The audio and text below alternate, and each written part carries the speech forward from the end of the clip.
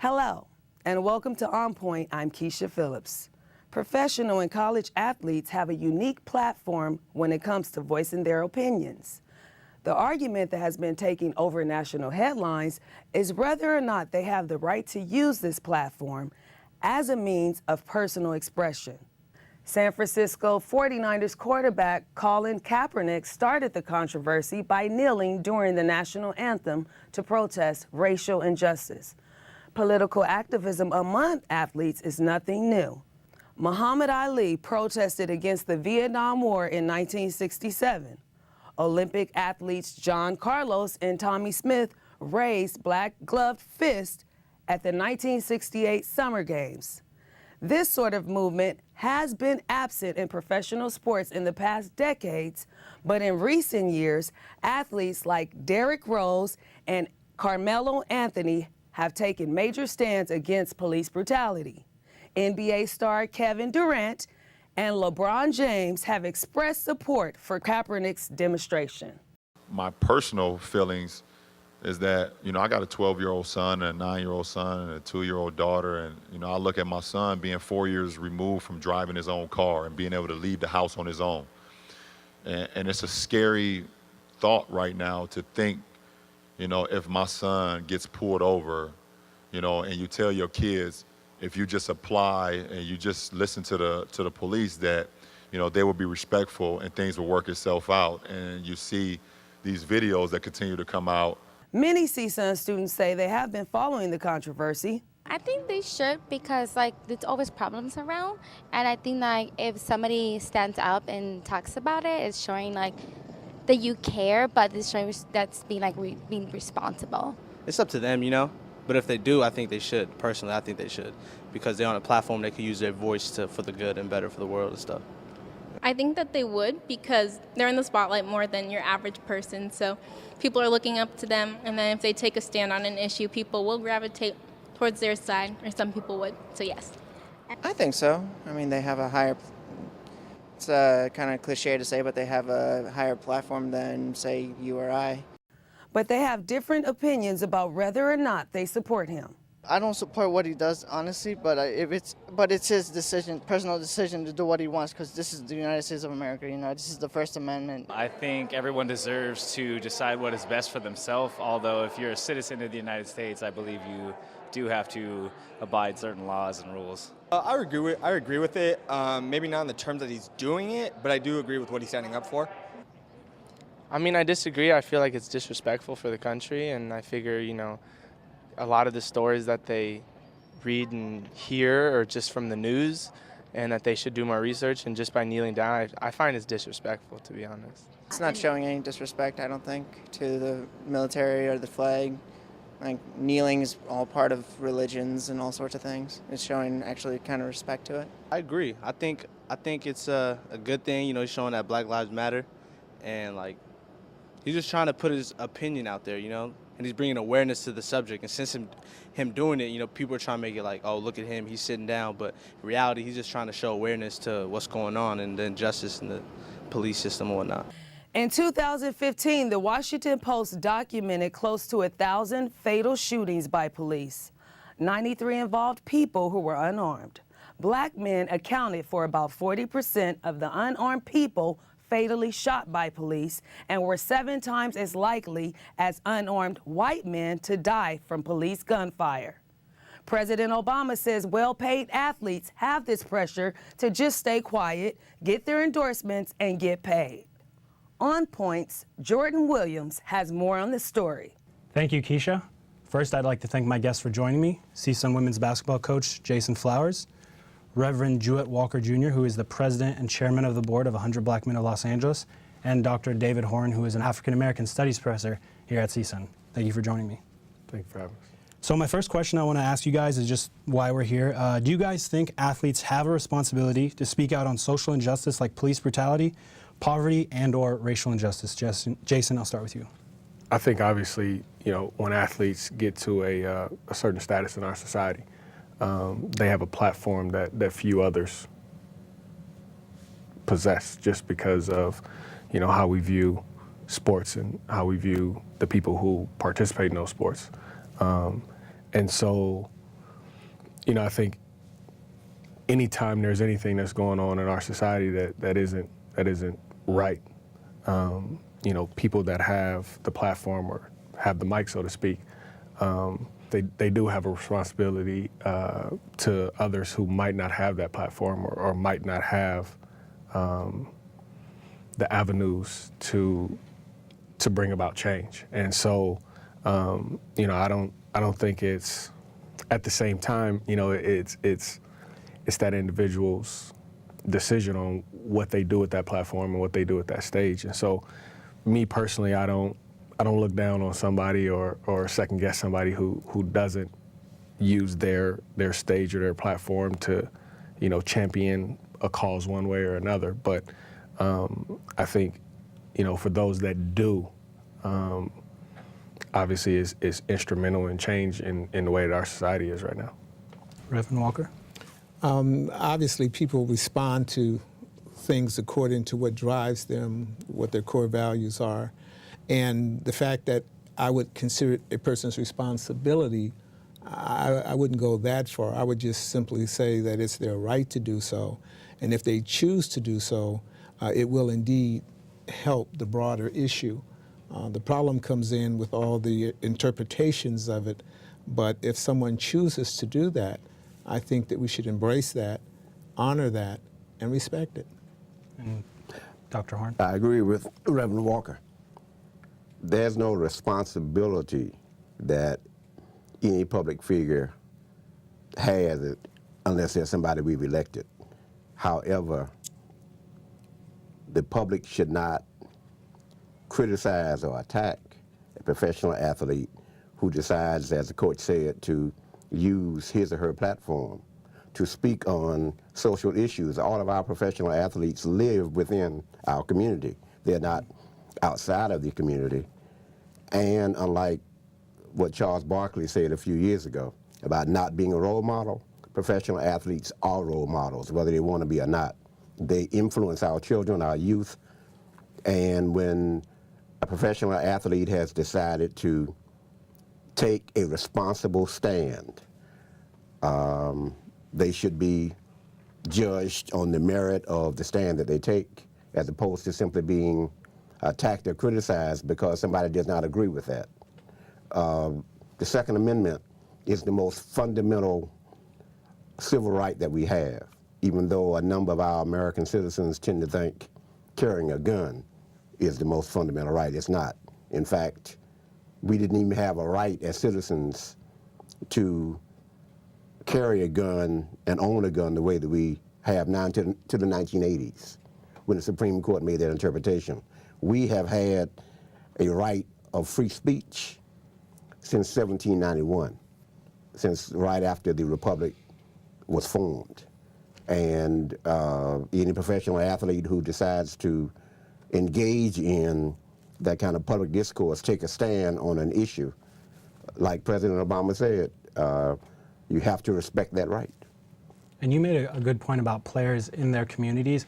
Do you think it's okay for the audience, the fans, to expect players to have a response? Like if something's going on in their community, are those players not a representative of that community in that city they're playing? Or do you think that's kind of too much as well? It's a matter of choice. The fans who expect a professional athlete to comment on, for example, police shootings or community shootings in Chicago, as they have done lately for some of the basketball players. They can expect what they want, but the professional athlete's responsibility is only to his or her own principles. Okay. But they have to always be careful. They don't want to cause more of a problem than is already there. That's right. Okay. And then, Reverend, I wanted to get a little bit more on your background. Can you kind of explain what your organization does? Well, the 100 Black Men of Los Angeles was founded in 1982 for the purpose of bringing professional black men together to help underserved members of the community in the areas of education, mentoring, health and wellness, and economic empowerment. We have a Young Black Scholars Program that helps kids from 8th through 12th grade make sure they take the right courses and are guided through the college application process so that more of them, when they graduate, are eligible to enter the UC system. And we have a mentoring program in elementary, middle, and high schools to help boys who need a little extra attention, motivation, and role models. You talk about role models. Do you think athletes are role models or should be looked at as role models? Athletes are absolutely role models. Anybody who has a platform of entertainment value, of sports value, or anything is a role model, whether they choose to be or not. Whether they choose to be or not. And if you look at the number of tattoos that are on people nationally, it got its start on the basketball court. And do you ever work with athletes? Well, the kids that we work with who are in athletic programs that are part of the mentoring program, we do. Because there's certain things that they need to know and be aware of to be out there in the public's eye. When they don't have their uniform on or they're not on the field, there's certain behaviors that people who have invested in them as athletes, especially at the collegiate level, expect for them to have. UCLA, USC, Cal State Northridge, they're not going to invest a scholarship in an athlete who is great on the floor, but acts like a fool, but treats women poorly, right. Is disrespectful to police officers or to other adults or to individuals or to groups according to gender or something. So they're not going to put that money up to be embarrassed like that publicly. And Jason, you played at kind of a very high level at UCLA. Did you ever feel like you were a role model? Did you feel like there were a lot of eyes on you when you were playing? I mean, if you had that pressure or anything? I mean, for me, it was never a situation where I looked at myself as a role model. For me, it was more of a personal take on it. I'm raised by a single mom. I grew up in Watts. College was. I remember asking how was I going to afford to go to college, regardless of what my grades were like. And so, for me, my responsibility was to be an example for somebody who had a similar background or had the same questions of whether they could succeed or not. And so for me, it wasn't necessarily anything about basketball. It was more of being somebody that somebody with a similar background as me could look at and say, that person came from a similar situation, came from similar circumstances, and was able to succeed, whatever that label of success is. And I'm capable of it too. So for me, it wasn't a basketball deal. It was more of throwing the ladder back down so other people could climb it. I had a question about locker rooms. At UCLA or UC Riverside, was it? Irvine, as player. Okay. Yeah. Do these issues ever come up in a locker room, other like police brutality, or are you guys solely focused on the game? I think that's the misconception of athletes in general, and I think maybe that's part of the discussion that gets, or why the discussion gets skewed, because we try to paint these athletes as people that are different.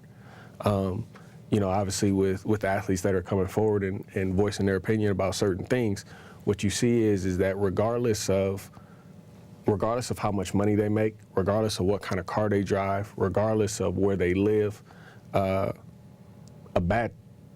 traffic stop going bad is a traffic stop going bad. And so, for us, it was, we talked about everything that was going on. So whether it was music or whether it was movies or TV or real life, it's part of the discussion. They're human beings just like everybody else. And so, we talked about everything under the sun. And our existence in our society was part of that piece.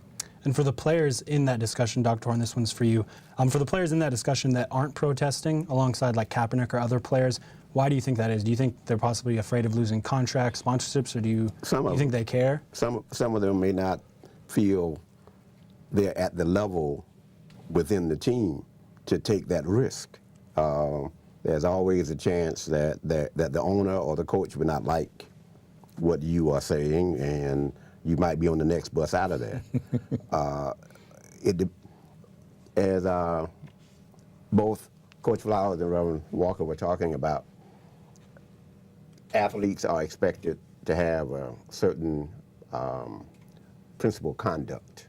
You know, if we're going to pay you money to become the face of whatever the franchise is, then we expect you to be able to conduct yourself in a way that will not cause embarrassment to the team, to the university, to the ownership of the business.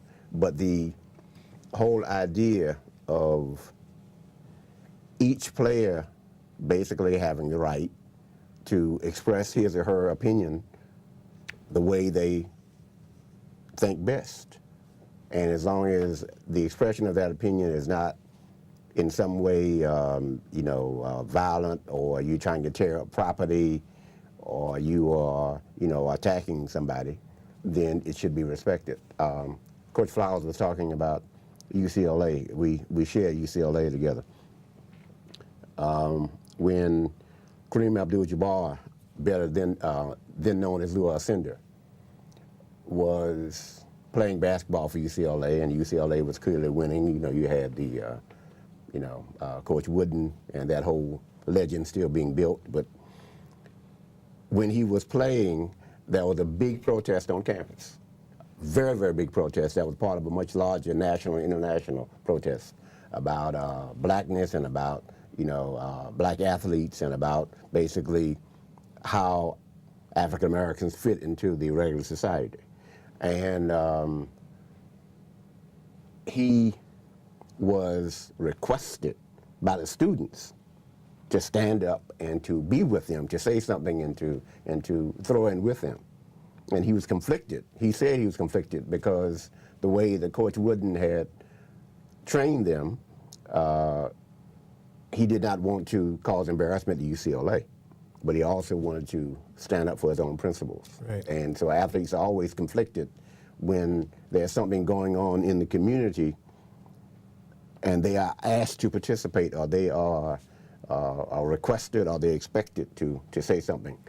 Young people respect professional athletes, particularly when they're good.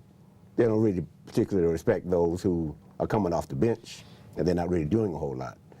But those like LeBron James, or those like Colin Kaepernick, those folk are making big money, and they have demonstrated the quality of their play. Youth respect that, and when you respect somebody, then you are influenced by what positions they take. Can I stop you right there? You talk about respect and support.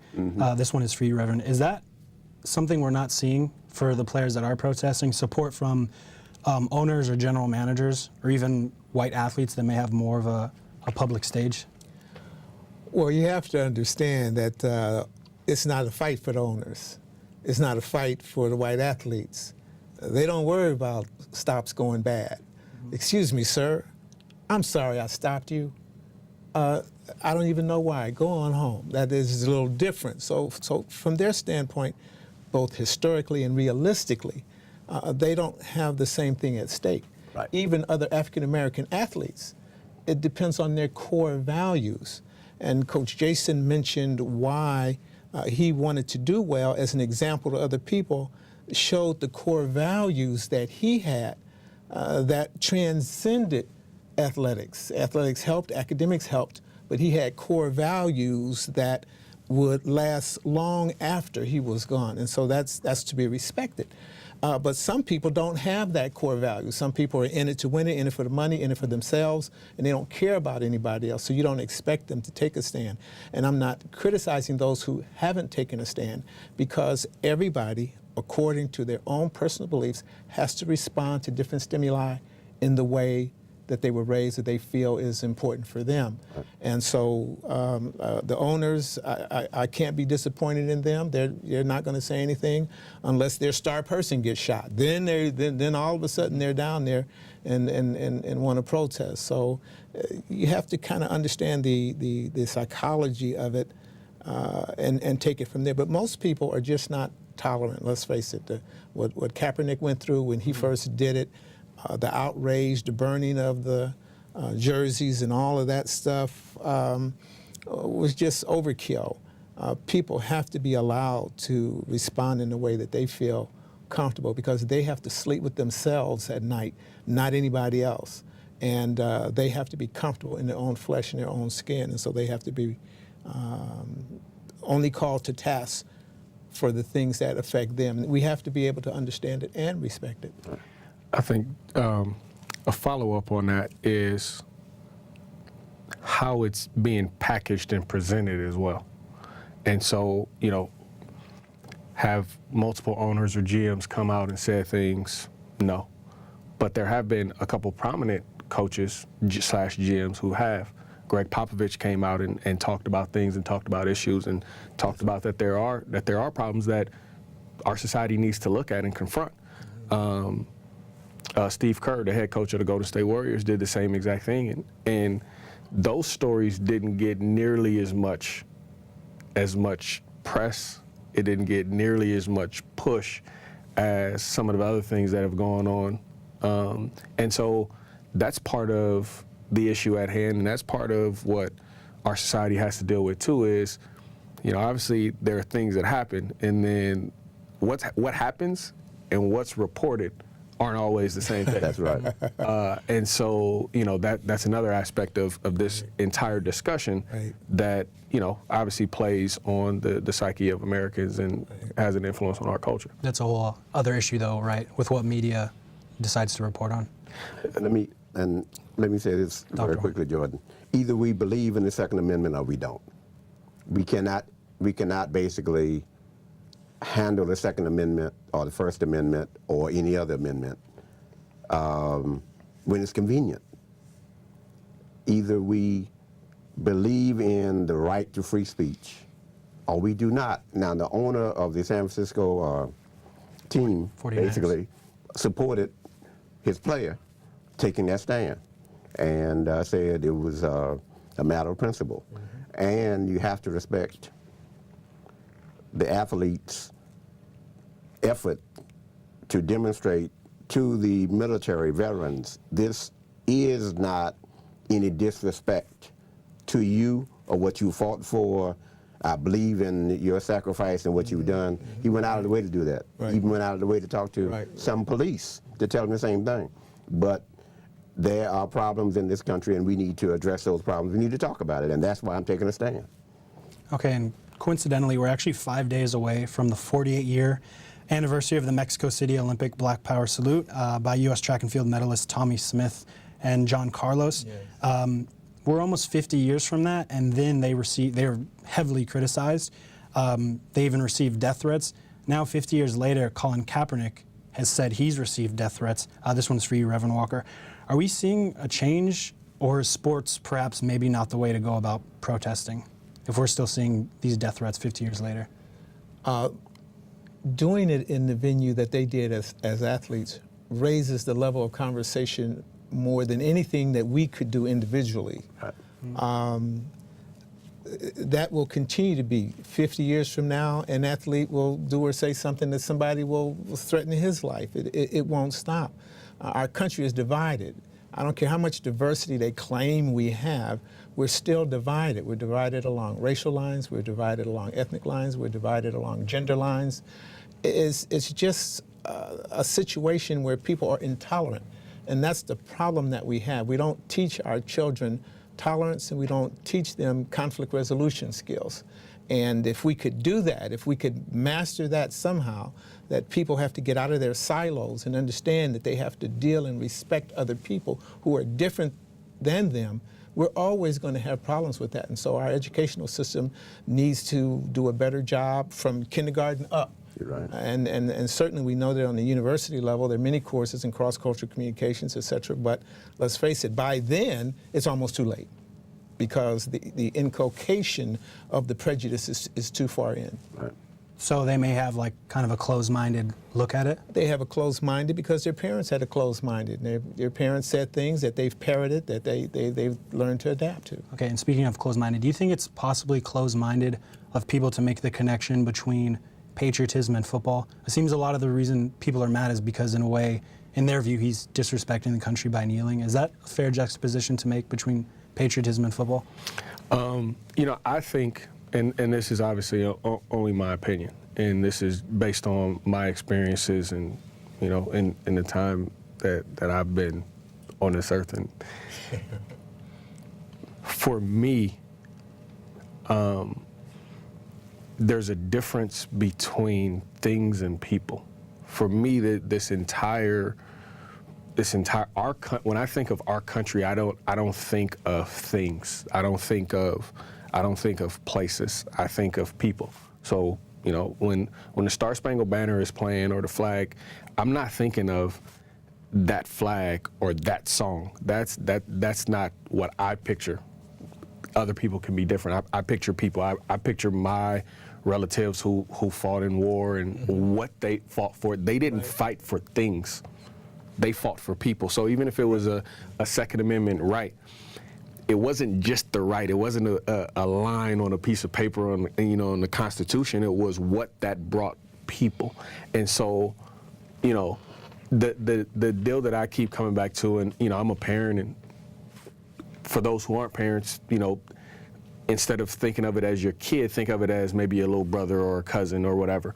If my son comes to me and he's crying, my first response, because I care, is going to be, why are you crying? I'm not going to be mad that he's crying. I'm going to try to figure out why he's crying. Mm-hmm. And then if I care enough, then I'll decide, oh, you shouldn't be crying about that, or that's good enough for you to cry about, right? That's just kind of how we are naturally. Mm-hmm. Colin Kaepernick and the other people who are doing what they're doing, they're crying out. The initial reaction for some has been being mad at them for crying out, not trying to figure out why they're crying. And so then once you get past that and you figure out why they're crying, then it's, do I think that that has enough merit for you to cry about? Is it really important? Do I really care about you? And so, and in this case, obviously it's a group of people. And so for me, it's about people. It's not about, I understand the song, I understand the flag, but for me, all of those things represent people. And so at the center of all of this, in order for us to move forward, it's going to have to focus on people and not things. I think that's a good point to end. And just yesterday, the coach of the 49ers, Chip Kelly, said that Colin Kaepernick would be getting his first start this Sunday against the Bills, so I'm sure a lot of people will be watching that game. Gentlemen, thank you for joining me once again. Thanks for having us. Thank you for having us. Thank you for watching On Point. You can follow us on social media by searching CSUN On Point. You can watch us on LA 36 Sunday mornings at 11:30, and you can listen at KCSN 88.5 FM at 5:30, also on Sunday mornings. For all of us here at On Point, I'm Keisha Phillips.